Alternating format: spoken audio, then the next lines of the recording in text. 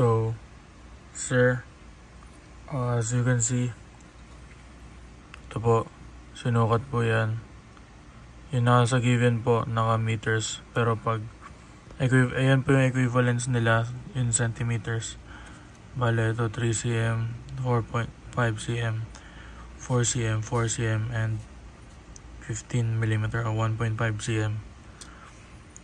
Bale, gumamit po ako ng protractor para medyo malabo lang po. Pero, ayan po yung pagkakagawa nila. So, hindi man po kita masyado, pero kinuha ko po yung perpendicular nito, which is ito yun.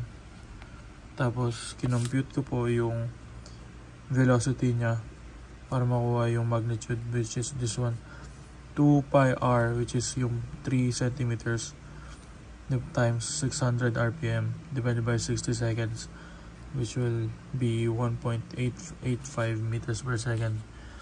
Tapos yung scaling ko po dyan is 3 centimeters is equals to 1.885. So yan po, 3 centimeters po yan. Tapos kinuha ko po yung perpendicular na ito, which is ito po. Tapos pinroject ko lang po siya dito gamit yung triangle, kaya po ganyan. Nagawa lang po ng initial line. Tapos ito naman po, from the fixed link to here, may na naman po, perpendicular, which is this one, D connected to joint C, which is ayun po. Kaya po ganyan. Tapos kumuha na naman po ako ng perpendicular gamit ng triangle dito. Tapos pinroject ko po dito. Tapos ito pong dito sa part na to, sa part C, kinonect po siya, yung perpendicular niya. Tapos binaba ko na lang po yan, since this one is going downwards to the link or to the ground. Ayan po yung sa first one. Tapos yung ito po, since given this one, ang maximum length niya pagka pinroject nyo po siyang ganun is coincide na siya ng straight line. Yan, naangat po siya. Pag umangat po ito, since perpendicular nga po, bababa siya ng ganun. And then this one will go down as well. Tapos same goes with getting the minimum strength load.